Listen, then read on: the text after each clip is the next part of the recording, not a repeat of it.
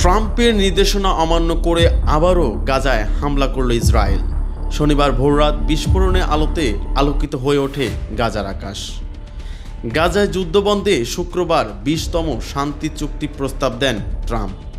শনিবার ইসরায়েলি হামলায় আবারও প্রাণ হারিয়েছে 70 ফিলিস্তিনি। ইসরায়েলি হামলায় প্রাণ ভয়ে শহর ছেড়ে শরণার্থী শিবিরে আশ্রয় নিয়েছেন কয়েক লাখ বাসিন্দা। তবে সেখানে গিয়েও রক্ষা পাচ্ছে না তারা। নেতানিয়াহুর নির্দেশে সেখানেও হামলা চালাচ্ছে ইসরায়েলি সেনারা।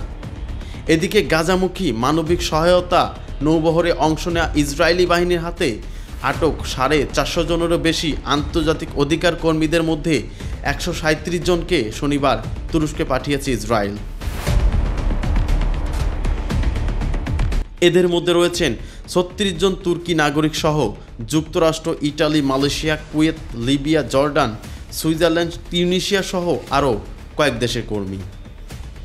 ইস্তাম্বুল বিমানবন্দরে নেমেই অনেকেই জানান আটক অবস্থায় ইসরায়েলি বাহিনীদের হাতে অমানবিক অত্যাচারের শিকার হয়েছে তারা।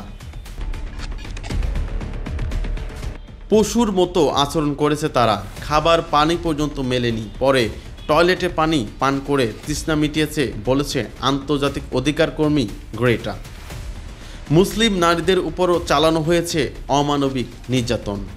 জলবায়ু পরিবর্তনের তরুণ আইকন গ্রেটা থুনবার্গের উপর চাপ প্রয়োগ করে ইসরায়েলি পতাকায় চুমু দেয় এবং থাকতে দেওয়া হয় পোকাযুক্ত বিছানায়। তবে এসব অভিযোগ অস্বীকার করেছে ইসরায়েল। ইসরায়েলি পররাষ্ট্র মন্ত্রণালয় থেকে জানানো হয়, মানবাধিকার কর্মীদের খাবার, পানি ও নিরাপত্তা নিশ্চিত করেছে তারা। তবে এ সাপেক্ষে যথাযথ কোনো প্রমাণ দেখাতে পারেনি তারা।